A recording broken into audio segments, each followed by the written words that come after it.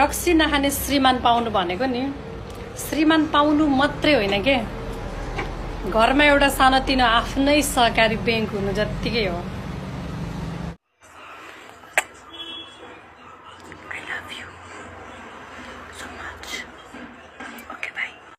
ध्यान दिएर सुन्नु है। हजुरहरूले मलाई फलो गर्दा मैले तुरुन्तै फलो ब्याक दिएछु। हजुरहरूले एउटा लाइक हान्दा मैले 5वटा लाइक हानेछु। किन लाइक हाने त भन्दा मैले हजुरहरूलाई पैँचो लगाएको। पैँचो लगाएपछि फर्काउन के गर्नुपर्छ जान्नुपर्छ सबैले। यो श्रीमतीको आँखा कान छलेर बाहिर सम्बन्ध राख्नलाई यो पुरुषहरूलाई नि कम त गाह्रो छ। केटीको फोन आउँछ घरमा आउँदाखेरि श्रीमतीलाई छली छली फोन उठाउनु पर्यो, मेसेज गर्नु पर्यो, त्यो पनि हतार हतार डिलिट गर्नु पर्यो। श्रीमतीले फोन चेक गर्दाखेरि देख्न सक्छ।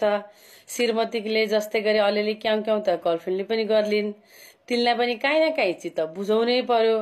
घरकी श्रीमतीलाई चित्त बुझाउँदा गर्लफ्रेन्डलाई चित्त बुझाउँदा बच्चा बच्ची हेर्दाखेरि त्यो पुरुषलाई नि कति तनाव हुन्छ होला कि। दिदी भाले पोथीले के भन्छ अरे? तिमी कहिले के भन्छ भालेले? भालेले पोथीलाई। हजुर पोथीले म परप्रार्की परप्रार्की परप्रार्की को मन पर्छ? मान्छेको बुढी मन पर्छ कन्ने गरी बिहे गर्ने? मान्छेको बुढी। किन? मान्छेको बुढी बिहे गर्न सजिलो हुन्छ नि त। ओहो के सजिलो? जारी कसले दिन्छ? म आफै तिर्छु। बाल बच्चा कसले पाल्छ अर्काको? म आफै पाल्छु। किन नि? किन? अनि बिहे गरेर पाल्नु पर्यो। ध्यान दिएर सुन्नु है। हजुरहरूले मलाई फलो गर्दा मैले तुरुन्तै फलो ब्याक दिएछु। हजुरहरूले एउटा लाइक हान्दा मैले 5वटा लाइक हानेछु। किन लाइक हाने त भन्दा मैले हजुरहरूलाई पैँचो लगाएको। पैँचो लगाएपछि फर्काउन के गर्नुपर्छ जान्नुपर्छ सबैले। स्याललाई दशा लाग्यो भने गाउँतिर पस्छ, केटाहरूलाई दशा लाग्यो भने बुढी माउसँग फस्छ। निकै कडा भयो कि क्या हो यो पनि। बुढी जसको भए पनि माया गरिदिन्छु म त। 2 दिनको जिन्दगीमा के आफ्नो र अर्काको भनेर छुट्याइराख्नु यार। हेर केटा हो, बिहे भन्दा अगाडि मात्र हो यो केटीहरूले मलाई केही चाहिँदैन, तिमी र तिम्रो माया भए पुग्छ भनेर भन्ने। बिहे पछाडि त्यही केटी श्रीमती भएपछि चाहिँ अनि कहिले उसले भनेको केही कुरा पुगेन भने कस्ता कस्तालाई दिएको थिए बाआमाले, भाग्य फुटाएर चाहिँ मेरो तिमीसँग आए भनेर भन्ने पनि यिनीहरू नै हुन्छन्। होइन त दारी काट्नु न, के साह्रो फोरी भएर बस्नु भएको? होइन मेरो दारीले के छिमेकीको बाटो छेकेको छ कि छिमेकीलाई गएर घोचेको छ? मेरो दारीले बरु अरूको कुरा काट्छु, मेरो दारी काट्दैन। के विवाह कसम दारी काट्दैन। को मन पर्छ? मान्छेको बुढी मन पर्छ कन्ने गरी बिहे गर्ने? मान्छेको बुढी। किन? मान्छेको बुढी बिहे गर्न सजिलो हुन्छ नि त। ओहो के सजिलो? जारी कसले दिन्छ? म आफै तिर्छु। बाल बच्चा कसले पाल्छ अर्काको? म आफै पाल्छु। किन नि? किन? अनि बिहे गरेर पाल्नु पर्यो। केटा मान्छेको मन टुटेको हुन्छ, त्यही पनि मुस्कुराउनु पर्छ। लुकी लुकी रुन्छन्, सबैको अगाडि आँसु लुकाउनु पर्छ। जिम्मेवारीको अगाडि उनीहरूको केही पनि लाग्दैन। उसरी त स्वतन्त्र घुम्छन्, त्यो पनि कुनै पिञ्जडा भन्दा कम हुँदैन। जिम्मेवारी हेर्दा हेर्दै आफ्नो खुसी सपना अनि लक्ष्य नै रहँदैन। उड्न त चाहन्छन् तर उनीहरूको लागि खुल्ला आकाश नै रहँदैन। सबैको घाउ भर्छन् तर आफ्नै लागि मलम हुँदैन। अनि कसरी भन्नु हजुर, यो केटाहरूको जिन्दगीमा दुःख हुँदैन। ए बुढी, डाक्टरको बुढीलाई के भन्छ? डाक्टरले। पाइलटको बुढीलाई? पाइलटले।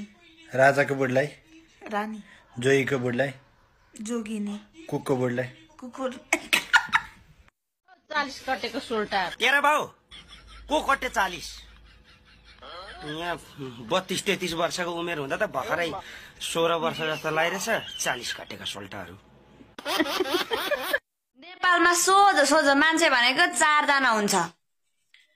3 जना कोरिया भनेर विराटनगर झर्नेहरू अनि 1 जना चाहिँ म।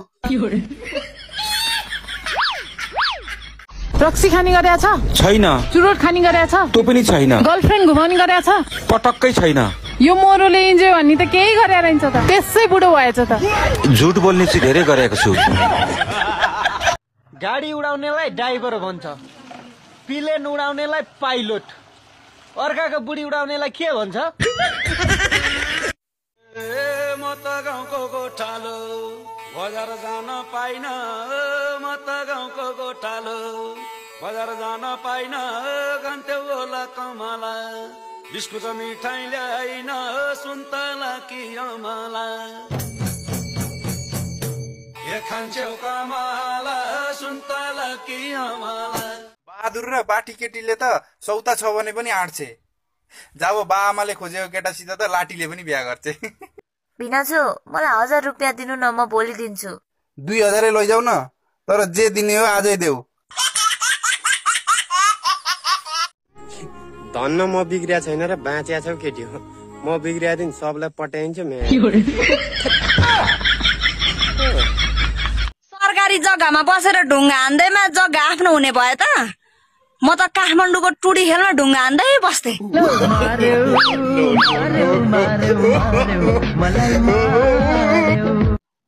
एउटा राम्रो स्वास्नी बिहे गर्न मन लागेर तपाईलाई फोन गरे हो मैले, नरिसाउनु होला। तपाईको इच्छा सुनेर खुसी लाग्यो। खुसी लागेर होइन, एउटा तरुनी खोजिदिनु पर्यो तपाईको गाउँतिर भए पनि। अब तपाईलाई खुसी लागेर के हुन्छ? हो मैया, साउनको महिना हातभरि हरिया चुरा र मेहन्दी लाउनुको सट्टा हात खाली। हात खाली रे, बरु खाली भन्ने मान्छेले ल्याएर हातभरि लगाइदिए भएको त। को मन पर्छ? मान्छेको बुढी मन पर्छ कन्ने गरी बिहे गर्ने? मान्छेको बुढी। किन? मान्छेको बुढी बिहे गर्न सजिलो हुन्छ नि त। ओहो, के सजिलो? जारी कसले दिन्छ? म आफै तिर्छु। बाल बच्चा कसले पाल्छ अर्काको? म आफै पाल्छु। किन नि? किन? अनि बिहे गरेर पाल्नु पर्यो। मेरो बुढोसँग किन मस्किस रे? मस्किया मात्र कहाँ हो र? उडाउने प्लान भइसक्यो। दिदी तिमीलाई थाहा छैन हो र? जसको शक्ति उसको भक्ति, ऊ मेरो प्राण हो, बुझिस्? हेलो हेलो, हजुर यो कहाँ पर्यो र? हजुरले जहाँ हान्नु भएको त्यही पर्यो। ए हो र, त्यसो भए त रङ नम्बर परेछ है। एकछिन गफ गरौँ न। एकछिन गफ गर्ने? हजुर। एकछिन गफ गर्ने, मन मिले लभ गर्ने। एक थोपा पनि रक्सी खाएर आयो भने घर फर्किन पर्दैन, उतै बसे हुन्छ। मलाई बुढी पनि भन्नु पर्दैन। ल ल, उसो भए आज उतै रात कटाउनु पर्ला। त्यही भट्टी वाइनलाई बुढी भन्नु पर्ला। ल ल, थोरै खाएर घरमै आउनु होला।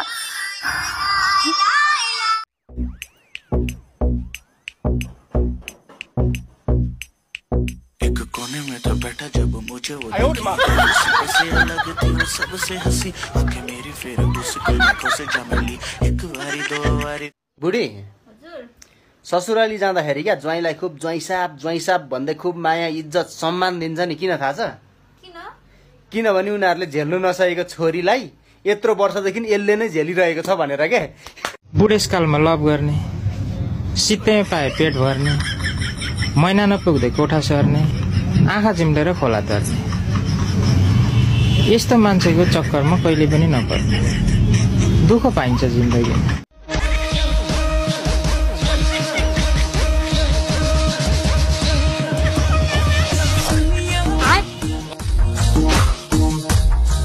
उहाँलाई चिनेन मैले।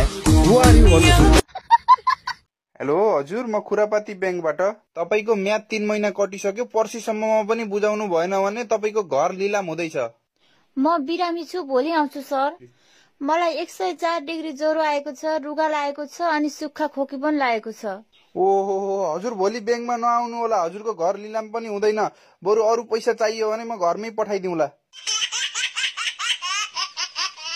बस्नु भने बस्न दिँदैन होला। बस्नलाई बस्ने मान्छेको मन पनि त हुनु पर्यो। साँच्चै बस्नु त? आँट गरेर हेर। तिम्रो बुढो छ? छैन। बोयफ्रेन्ड? बोयफ्रेन्ड हुनु छैन नि। कति राम्रो केटी रहेछ। सुन न, के यत्रो टाढाबाट आएको, गाला मै खाइदिउ न। नै लाज लाग्छ मलाई। लाज लाग्छ रे? म आँखा चिम्मा गर्छु नि त। अनि झुकाएर हेर्यो भने? हेर्दिन के। कसम? कसम। साली, मैले तिमीलाई चुरा ल्याइदिएको छु, लौ लगाऊ। हजुरले लगाइदिनु न। मैले नै लगाइदिनु पर्छ भन्ने थाहा भएको भए त सिन्दुर र पोते पनि ल्याउँथे नि। स्याललाई दशा लाग्यो भने गाउँतिर पस्छ, केटाहरूलाई दशा लाग्यो भने बुढी माउसँग फस्छ। निकै कडा भयो कि क्या हो यो पनि। मसँग बिहे गर्ने हो? लास्ट समाक रहेछ नि त। के रे? लाज नभएको नकचरो? आफूभन्दा बुढीलाई ताक्छस्? आजकल हामी जस्तो तरुणले हेर्ने, तिमी जस्तो सुड्डी लाग्यो। श्रीमानसँग झगडा पर्यो भने तपाईँले जित्ने कि श्रीमानले जित्ने? अब केटा मान्छेले नजितेर केटी मान्छेले जित्दैनन् भालेले नजितेर पोथीले जित्दैन तपाईँ के हो म पोथी चटपटी खानु होला मिठो छ पिरो अमिलो चट्ट घरमै बनाएको स्वादिलो कस्तो मिठो छ गाइस चटपटी खानु भयो आउनु ल खाएर भ्याक्सिन लगायो पाखुरा देखायो भोट लायो औँला देखायो अब भोलि पाइल्स भयो भने के देखाउने हो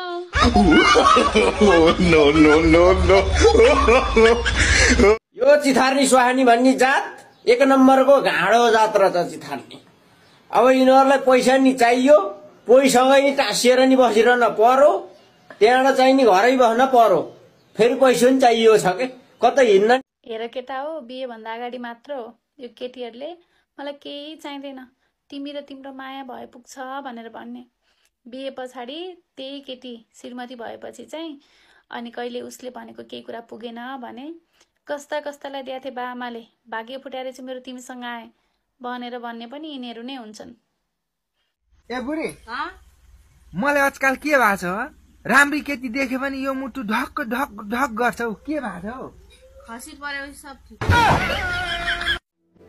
केटा मान्छेलाई केही पनि चाहिँदैन बस बिना मिसावटको चोखो माया दिन मात्र सक्यो भने ऊ तपाईको लागि भगवान जस्तो भइदिन्छ